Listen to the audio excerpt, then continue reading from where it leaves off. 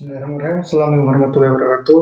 Bertemu lagi dengan saya Najwa Nugroho. Pada kesempatan kali ini saya akan mempresentasikan di dalam video pembelajaran perkuliahan mata kuliah statistika dan probabilitas untuk sesi keempat mengenai sampel acak berkelompok atau cluster random sampling, di mana secara definisi sampel acak berkelompok ini merupakan pengambilan sampel dari populasi yang terdiri dari kelompok yang dilakukan pemilihan cara acak yaitu dalam bentuk M kelompok, dan tiap kelompok terpilih diambil secara acak sebesar N sampelnya.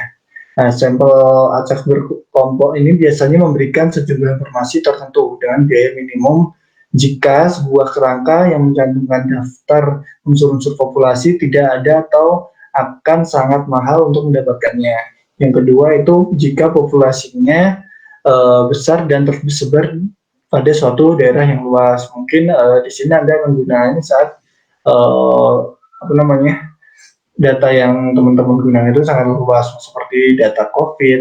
Terus jika nanti teman-teman akan membuat sebuah statistika mengenai bangunan secara umumnya, mungkin bangunan seluruh Indonesia atau seperti data hujan, terus dan lain-lainnya yang bisa teman-teman cari di data-data online seperti BMKG dan lain-lain. Nah, di langkah pertama ya dalam memilih sampel acak ini, yaitu kita harus membagi populasinya ke dalam beberapa kelompok. Nah, itu dapat kita gunakan untuk mengurangi kesalahan sampling saat memilih berbagai macam kelompok kecil, dan bukan dengan sedikit di kelompok besar juga. Semakin kecil urutan kelompok, semakin kecil juga kemungkinan bahwa kita akan menyatakan kelas dari anggota tersebut tertentu dari sampel tersebut. Oleh karena itu lebih banyak lagi informasi tentang populasi yang diperoleh dengan memilih jumlah yang lebih besar dari kelompok-kelompok yang berukuran lebih kecil.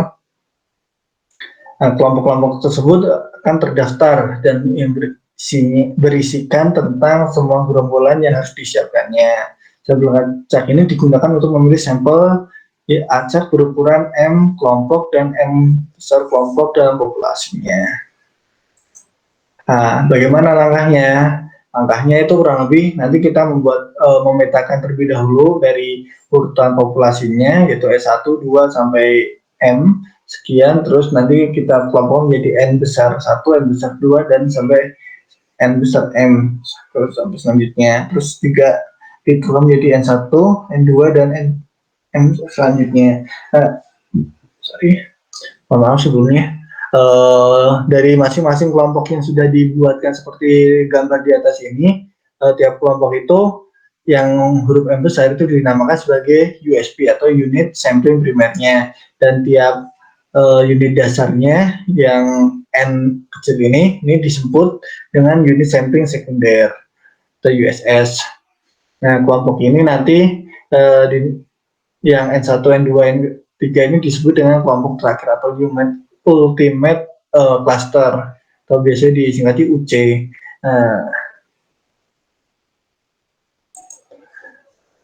Nah, di sini langsung saya ajak teman-teman di sebuah permasalahan yang ada, yaitu misalkan populasi dikelompokkan atas M sama dengan seluruh kelompok yang merupakan itu penghasilan orang tua siswa. Nah, kita perlu ingin mentaksir atau mengetahui, menduga atau yang lainnya buku yang dimiliki oleh siswa pada suatu sekolah SMTA ini. Nah, andaikan dipilih M itu sama dengan dua kelompok penghasilan orang tua, dan N1 sama dengan N3 itu sama dengan 40 siswa, dan nantinya akan diadakan sampling secara acak berukuran N1 sama dengan N2 tadi sama dengan 10 siswa. Nah, misalkan diperoleh rata-rata saat pertamanya atau X1 barnya itu 5 dan X2 barnya itu 7. Berapa taksiran untuk M yang 10 kelompok tadi? Nah, penyelesaiannya itu kita harus membuat taksiran total per masing-masing N. Nah, tadi ada N1, N2. N1, N2 itu masing-masing 10 siswa, 40 siswa. 40 siswa ini dikalikan dengan rata-rata yang diperolehnya tadi, yaitu Untuk N1 berarti dikali 5, untuk N2 nya dikalikan dengan 7, maka hasilnya masing-masing seperti ini. Nah, selanjutnya kita perlu membuat sebuah rata-rata dari dua kelas tadi, itu menghasilkan sekitar 240. Nah, maka taksiran tadi kita bisa mentaksir secara total, yaitu 250 dikalikan dengan 10 jumlah kelompok tadi, yaitu nanti hasilnya 2400. Nah, dari masalah yang pertama tadi dikembangkan lagi. Misalkan terdiri atas anak-anak dan dikelompokkan menurut umurnya. Atas M yaitu 3 orang yang bernamakan ABC, andaikan XIJ-nya menyatakan bahwa buku yang itu dipunyai oleh anak kecilnya. Dan kelompok I, pada kelompok I pilih secara acak 2 kelompok, kemudian pilih secara acak juga anak-anaknya, yaitu di sini yang 1 sama yang 2 sama 2 orang yang bersama kurang lebih seperti ini. Nah, tentukan taksiran buku totalnya. Nah, kita masukkan tadi bahwa total taksiran ada 9 orang dibagi menjadi 3 nama kelasnya atau kelompok umurnya, itu kelompok A, B, dan C. Berarti dari 9 orang kita misalkan 135, 357, 579. Nah, dan X1-nya di sini 9. 9 ini merupakan hasil dari ini, 15 hasil dari ini, dan 21 hasil dari ini. Dan untuk rata-ratanya ini tinggal dibagi 3, bagi 3, maka totalnya nanti ada sekitar 45 anak yang akan digunakan sebagai data sampelnya. Nah, pada langkah ketiga, ini lebih dispesifikasikan, lebih diperjelas. Pada kelompok A itu dibagi menjadi, kan tadi ada 135, sedangkan sekarang itu karena 135 itu jadi 3 pembanding, maka itu dipecah jadi 3, yaitu 1:3, 1:5, dan 3:5. Begitu juga untuk kelas B, kelas C, dan lainnya, maka menghasilkan rumus seperti ini. Dan ini kemungkinan totalnya. Jika yang tadi pembagiannya secara 3-3 itu total 45, kalau di bagian ini itu hasil terbesarnya itu 486 kemungkinan. Nah, pada langkah selanjutnya, ini rumusnya bisa teman-teman baca sendiri di buku yang akan saya sharekan atau yang sudah pernah saya sharekan mengenai statistika ini. Di sini menggunakan rumus Tau. Rumus Tau ini nantinya untuk menghitung seperti pertemuan kemarin. Gunanya sama, itu untuk mengetahui batasan kesalahan dalam perhitungannya. Itu untuk Tau-nya sendiri itu menghasilkan 27. Dan untuk S2 kuadratnya itu menghasilkan yaitu 34. Menghasilkan 9, sorry.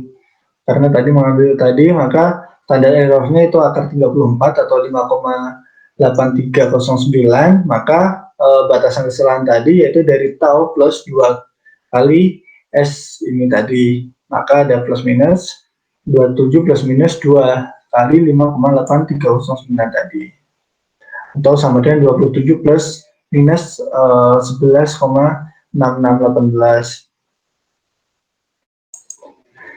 Nah, selanjutnya dari batasan kesalahan tadi kita buat rata-rata dugaan. Rata-rata dugaan di sini masih sama perhitungannya menggunakan rumus yang sama seperti yang sebelumnya. Itu ada yang pengembalian, ada yang tanpa pengembalian. Nantinya bisa teman-teman buka lagi di materi sebelumnya.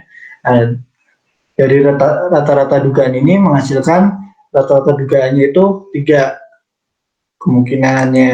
Nah, dari itu bikin lagi batasan kesalahan pendugaannya. Batasan kesalahan pendugaannya itu berarti 3 tadi ditambahkan dengan rumus yang ini tadi, yang kedua. Nah, maka menghasilkan 3 plus 2 kali 0,42 atau 3 plus minus 0,84. Oke, mungkin itu sedikit materi pengantar mengenai untuk video pembelajaran sesi keempat ini. Untuk melengkapi sesi keempat ini, saya tugaskan teman-teman semua untuk membuatkan sebuah rangkuman yang kalian pahami terkait materi yang barusan, dan yang kedua itu buatkan sebuah permasalahan terkait sampel acak dan selesaikan permasalahan yang kalian temukan tadi yang di sini. Nah, sajikan tugasnya di dalam sebuah file PDF dan upload di link appliknya. Sekian dari saya Nadia Susilo Nugroho pamit undur diri. Wassalamualaikum warahmatullahi wabarakatuh.